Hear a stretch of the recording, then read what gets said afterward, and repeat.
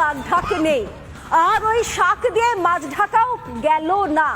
আমেরিকার মাটিতে পা রাখতেই মোহাম্মদ ইউনূসের মুখ থেকে গড়গড় করে বেরিয়ে গেল সেই সমস্ত সত্যি কথা, যে সত্যি কথাগুলো আমরা শুরু থেকে বলে আসছিলাম। কোটা বিরোধিতার যে আন্দোলন, সেই আন্দোলন যে কেবল একটা ছুতো ছিল, সেটা বকলমে স্বীকার করে ফেললেন বাংলাদেশের বর্তমান অন্তর্বর্তীকালীন সরকারের প্রধান উপদেষ্টা।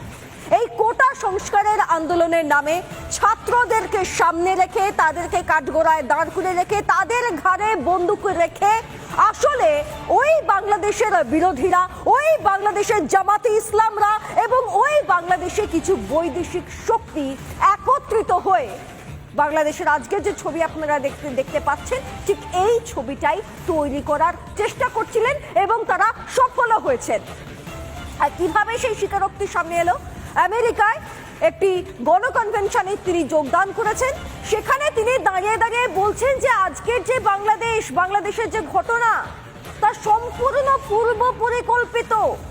একদিনে এই ঘটনা ঘটেনি। তিনি বিশেষভাবে ধন্যবাদ জ্ঞাপন করেছেন তার আমেরিকা নিবাসী আরেক পরিচিত মাহফুজ আলমকে। তারই মাথা থেকেই নাকি এই যাবতীয় পরিকল্পনা বেরিয়ে এসেছে। এই সব কিছুর নেপথ্যে নাকি তিনিও ছিলেন। তাহলে এতদিন অবধি যে অভিযোগগুলো সামনে আসছিল, সেই সবকটা সত্যি? এই কোটা বিরোধিতার আন্দোলন কোনো কোটা বিরোধিতার আন্দোলন আদৌ ছিল না, একটা ছুতো ছিল মাত্র। আর দাবার গুটের মতো সাজানো হয়েছিল ওই সমস্ত ছাত্রগুলোকে, সৈন্য হিসেবে রাখা হয়েছিল এই খেলায়। আর যাদের মৃত্যু হয়েছে, সেটা মুগ্ধ মীর হোক বা আবু শহীদ হোক, তাদের মৃত্যুগুলো ঘোড়ার লাফের মতো কাজ করেছে এই বিশাল ষড়যন্ত্রে। প্রসঙ্গত আপনাদেরকে জানিয়ে রাখি, আবু শহীদের মৃত্যু বাংলাদেশের মাটি থেকেই অভিযোগ উঠেছে যে ওই রবার বুলেটের জন্য হয়নি। পরবর্তী সময় তাকে মাথা থেতলে খুন করা হয় গুলি চালিয়ে। এই বিষয়ে পরে অভিযোগ হিসেবে উঠে আসে। এই মুহূর্তে কতগুলো ছবি দেখে নিন, কতগুলো ছবি এই মুহূর্তে দেখে নিন। এই প্রথমে এই ছবিটা দেখাবো, যেখানে ওই ফ্রয়েডিয়ান স্লিপের কথা বলছিলাম না, মুখ ফসকে কি যেন বেরিয়ে এসেছে মোহাম্মদ ইউনূসের মুখ থেকে। প্রথমে দেখুন কোন মঞ্চে সেই কথাটা মুখ থেকে এসেছে। এই যে ভদ্রলোককে দেখতে পাচ্ছেন, একদম একদম এক পাশে, ছবির এক পাশে যাকে দেখতে পাচ্ছেন, তিনি হচ্ছেন বিল ক্লিন্টন। আমেরিকায় লাগাতার দুটো মেয়াদে তিনি প্রেসিডেন্ট ছিলেন। এখন ক্লিন্টন গ্লোবাল ইনিশিয়েটিভ বলে একটা সংস্থা চালান, এবং সেই সংস্থা ইউনূসকে ডেকে পাঠিয়েছিল সংবর্ধনা দেওয়ার জন্য। কিসের সংবর্ধনা? না, বাংলাদেশের ক্ষমতাটা তিনি কবজা করতে পেরেছেন আমেরিকার চর হিসেবে, সেই জন্য সংবর্ধনা। সেই সংবর্ধনার মঞ্চে ইউনূস, ক্লিন্টন, আর সেই ইউনূস মঞ্চে ডেকে পাঠিয়েছেন তিনজনকে।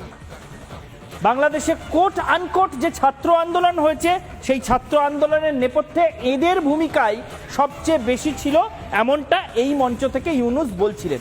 বলতে বলতে ভয়ঙ্কর কথাটা নিজের মুখেই স্বীকার করে ফেলেছেন। ভাগে ভাগে শোনাবো ইউনূস কি বলেছেন। প্রথমে পিসিআরকে শোনাতে বলবো যে এই ছেলে মেয়েদের যাদেরকে তিনি মঞ্চে ডেকেছিলেন, যাদেরকে তিনি ছাত্র আন্দোলনের সবচেয়ে বড়, যাদের মাথা রয়েছে এই আন্দোলনের পিছনে বলে তিনি পরিচয় করাচ্ছিলেন, কি বলেছেন প্রথমে তাদের পরিচয় দিতে গিয়ে, প্রথমে সেটা শুনুন। They just look like any other young person. You will not recognize, but when you see them in action, when you hear them speak, you'll be shaking. They shook the whole country by their speeches, by their dedication, their commitment. They said, you can kill us anytime you want, but we are not giving up. And he is known as to be the brain behind the whole revolution. So he denies it repeatedly. He said, not me, many others, but that's how he is recognized, that he's the brain behind the whole thing. Mohammad Yunus বলছিলেন গণ অভ্যুত্থান, একদিকে বলছেন গণ অভ্যুত্থান, আবার বলছেন তার পিছনে ওরই মস্তিষ্ক। আচ্ছা, এটা ভালো করে ভাবুন তো, যদি কোথাও কোনো দেশে বা কোনো অঞ্চলে একটা গণ অভ্যুত্থান হয়, এই কথাটাই গণ অভ্যুত্থান শব্দটার সঙ্গে একটা স্বতঃস্ফূর্ততা মিশে আছে। মানে সাধারণ জনতা স্বতঃস্ফূর্তভাবে এসে যদি কোনো অভ্যুত্থান ঘটান, সেটাই গণ অভ্যুত্থান। এর পেছনে কারোর মস্তিষ্ক আলাদা করে কাজ করবে কেন? মাথা খাটিয়ে করা হয়েছে নাকি বিষয়টা? প্রথমেই মোহাম্মদ ইউনুস যখন বলতে শুরু করেছিলেন এই কথাগুলো, প্রথমেই সন্দেহটা এখানেই দানা বেঁধেছিল, কিন্তু এরপরে আর সন্দেহের অবকাশ থাকলো না, কোনো রাগঢাক থাকলো না। এরপরে উনি স্বীকারই করে নিলেন পুরোটা ছক কষে ঘটানো হয়েছে, একেবারেই এমনি এমনি হয়নি, অনেক দিন ধরে পরিকল্পনা করে বাংলাদেশে এই কাণ্ড ঘটানো হয়েছে। কি বলেছেন ইউনুস শুনুন। It's amazing, meticulously designed thing. It's not just suddenly came, it's not like that. Very well designed. Even the leadership pattern, people don't know who the leader is.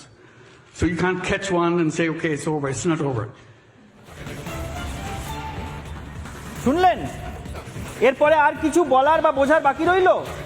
Mohammad Yunus কি বললেন শুনতে পেলেন আপনারা? বলছে এমনি এমনি হয়নি, এটা মেটিকিউলাস ডিজাইন, মানে খুব নিখুঁতভাবে পরিকল্পনা করা হয়েছিল। একদিন সবাই এলেন, হই হই করলেন, হয়ে গেল, এমনটা নয়। অনেক দিন ধরে এই পরিকল্পনা করা হচ্ছিল।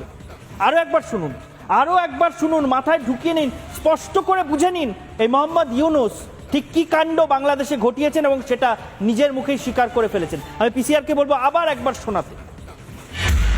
It's amazing, meticulously designed thing. It's not just suddenly came, it's not like that. Very well designed. Even the leadership pattern, people don't know who the leader is. So you can't catch one and say, okay, it's over. It's not over. শুনলেন যে মোহাম্মদ ইউনুস তিনি ঠিক কি বললেন? এত ভয়ঙ্কর কথা। এবং মোহাম্মদ ইউনুসের এই কথাগুলো যখন বারবার করে শুনছি, তখন বাংলাদেশের কিছু ছবি চোখের সামনে ভাসছে। কতগুলো তরতাজা প্রাণের চলে যাওয়ার ছবি চোখের সামনে ভাসছে, কতগুলো বাচ্চা ছেলেমেয়ের মৃত্যু হয়, মারপিট হয়, প্রচুর সরকারি সম্পত্তি সেখানকার পুড়িয়ে ফেলা হয়, যা জনসাধারণের জন্যই তৈরি করা হয়েছিল, সেই সমস্ত সম্পত্তিগুলোকে পুড়িয়ে ফেলা হয়। এই সমস্ত ছবিগুলো চোখের সামনে ভাসছে। তার কারণ সবকিছুই যদি পূর্ব পরিকল্পনা মতো হয়ে থাকে, তার মানে ওই মারপিট, ওই আগুন লাগিয়ে দেওয়া, একটা ছেলেমেয়ের মৃত্যু হয়ে যাওয়া, অল্প বয়সী সমস্ত সুন্দর ভবিষ্যৎ প্রজন্ম যারা তৈরি করতে পারতো তাদের মৃত্যু হয়ে যাওয়া, এই সবটাই পূর্ব পরিকল্পনার অংশ বিশেষ।